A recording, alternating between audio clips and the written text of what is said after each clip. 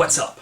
Juno here. This is going to be a response to Jezuzfreek 777 in his recent video titled, "If History is Written by the Victors." Now, in keeping in line with a lot of his videos, he wants morality to be derived from the Bible and applied to our society. And I completely disagree with that sentiment. However, the presentation that Jezuzfreek typically has in his videos is not as in your face as some other fundies that we see on YouTube, such as, Cassie Dill, God Guns Guts Glory Hole, Shock of God, Mystical Force. Those people are intense, in your face, ignorant, bigoted, just outlandish. While Jezuzfreek and those people may hold similar ideals in terms of core beliefs, the presentation is completely different, and his may seem a little bit less threatening than the others that I mentioned. But it doesn't mean that the beliefs, opinions, morals, or views aren't any less disgusting, because I disagree with them entirely for the most part, because they are so rigid and not changing, as he brought up, and he seems to think that's a good thing. Well, Jezuzfreek, I'm going to do a couple of things in this video. I'm going to give a hypothetical situation. I'm also going to compare you to someone else who I find to be not the brightest individual, and we'll just see how the rest goes. But the first thing I want to say, in regards to the title of his video, is yes, history is written by the victors, because the victors are the ones who are able to exist or to continue existing, especially if there had been a battle or a conquering or something like that. Those who are able to perpetuate and exist in a society that either was established or a new society that was established by the victors tends to exist, or it tends to continue to exist, because they, for some aspect, were the strongest and able to survive. We see this even in nature, naturally occurring things. Those organisms that are fit and best suitable for their environment will continue to exist, and those that cannot adapt or for one reason or another will die out due to their environment, and this can change depending on where that is. So yes, history is written by the victors. Whether you like it or not, it doesn't matter. That's just how it is. And good luck trying to change that. So, let's get on to my hypothetical comparison here. So, his argument is that God's morals are never changing, and therefore they are the best morals to hold, and you should apply those to our modern society, the United States. Well, I completely disagree with that statement. I think it's completely asinine, because what's depicted in the Bible is not the best situation or the best advice, in my opinion. And I think there are a lot of people who will agree with that sentiment, whether you're on YouTube or even a high-ranking official. But what we're going to do is we're going to throw out a hypothetical situation.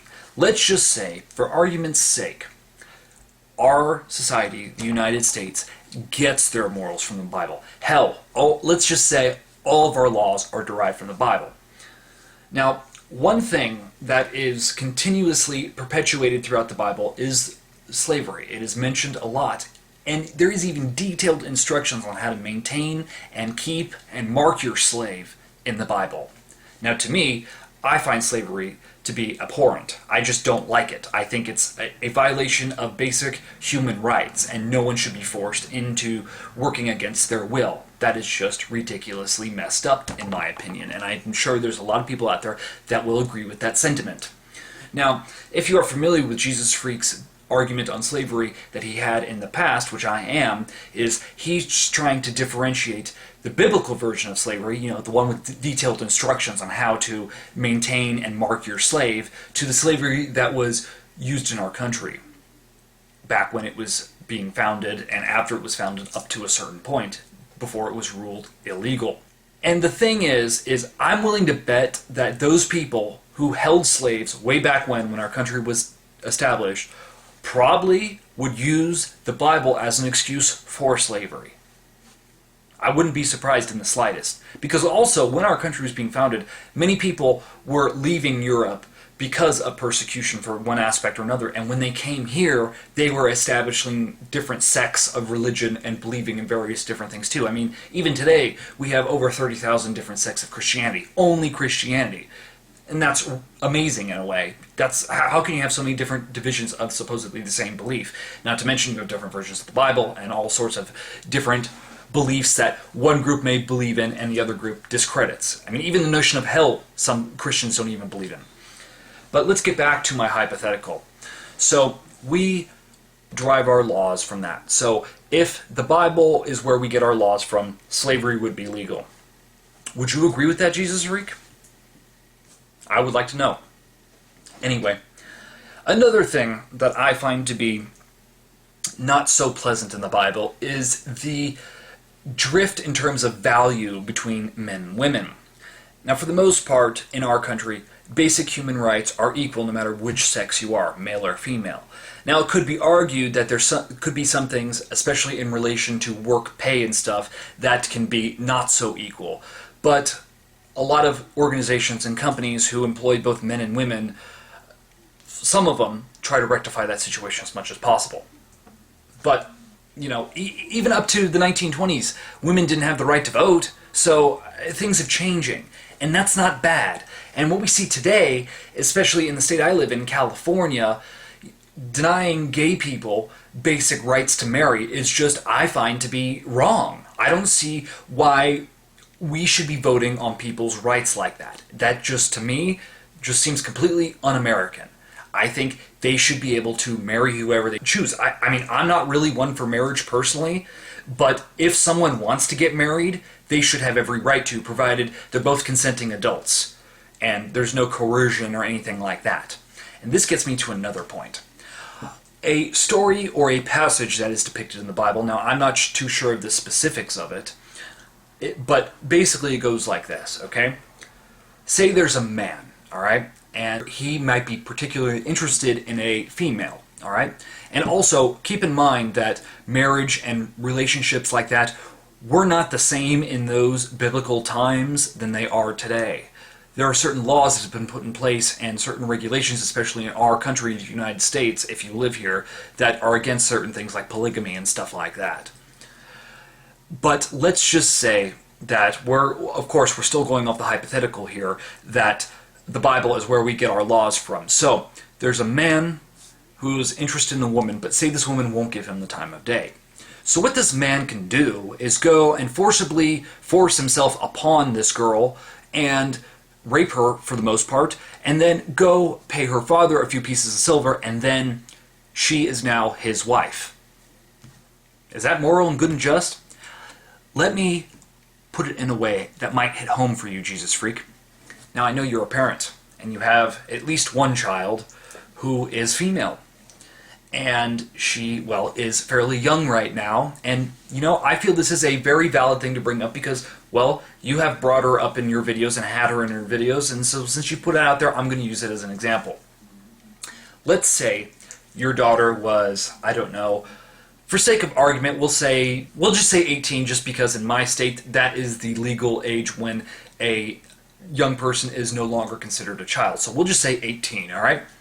And let's say there's a man who is infatuated with your daughter, but your daughter doesn't want to give him the time of day for whatever reason. Maybe she just doesn't, maybe they just don't work well together, or she has no interest whatsoever and wants no part of it.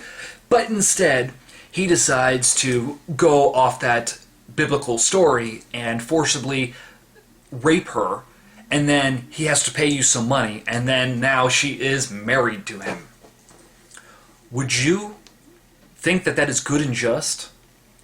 Typically, marriages and relationships in the United States are done through love, for the most part. I mean, there are some people that get married for other reasons. It may be an unexpected pregnancy, or there are certain religious cultures that are non-Christian that have arranged marriages. I'm thinking of Hinduism here, but you know, that's a cultural thing, and some people may agree to that and some people may not.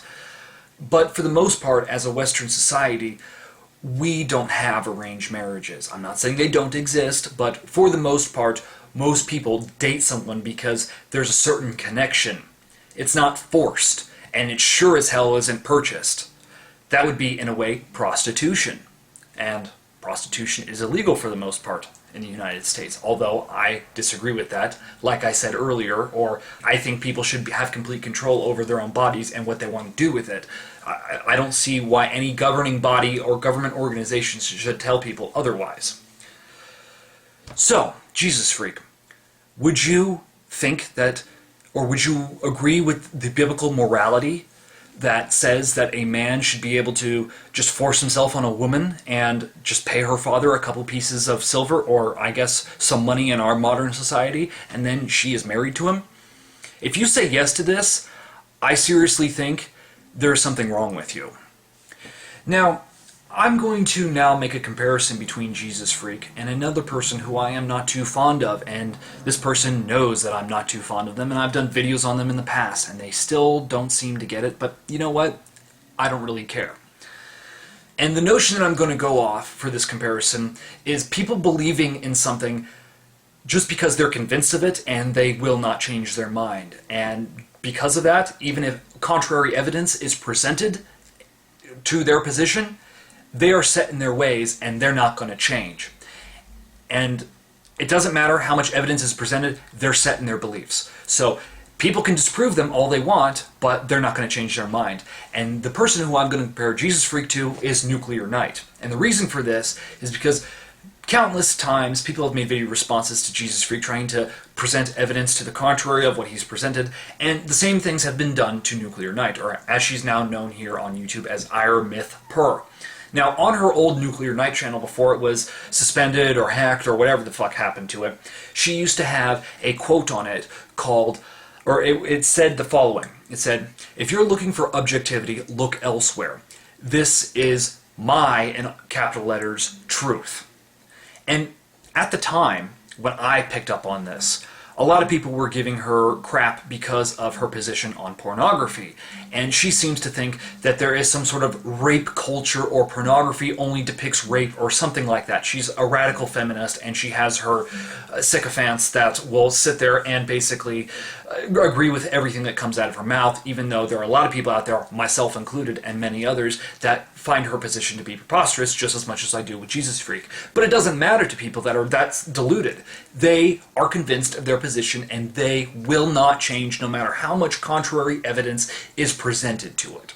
That would be like me saying I believe the sky is red during a clear day, and you, Jezuzfreek, coming to me saying, "What are you talking about? The sky is blue. It's a clear day. How can you not see it's blue?" No, I think it's red. I'm going to be convinced of my opinion, and I'm not going to change. The sky is red during a clear day in the middle of the day. The sky is red.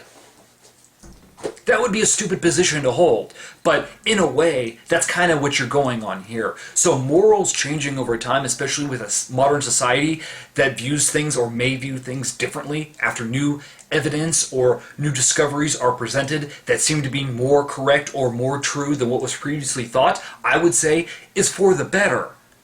Otherwise, what do you have? You have a stagnant document, which is what the Bible is, that will never change. And if you really think about it, if the Bible is true and accurate, and there's prophecy that's supposedly revealed in it, why couldn't it predict a lot of the modern conveniences that we have in our society today? I'm using a digital camera right now. I'm going to be uploading this over the internet through a computer. And in his video, he's driving a car. These are all modern conveniences. If the Bible is true, it has prophecy, and is never changing because it doesn't need to be, where are these items in the prophecy? Where are they? Point to a passage, a book, anything in the Bible that points to this. You can't, because it doesn't exist. You can try and twist it and try and get it to fit. And a lot of people might do this for conspiracy purposes, but in reality, it just is non-existent. So you see, Jezuzfreek, your argument for biblical morality wouldn't work in our society, because its fundamental problem is its refusal to change. Even though you view that as a positive, I would view that, and I think a lot of rational thinking people would view that as just ridiculous. So, do your part. Blaspheme daily.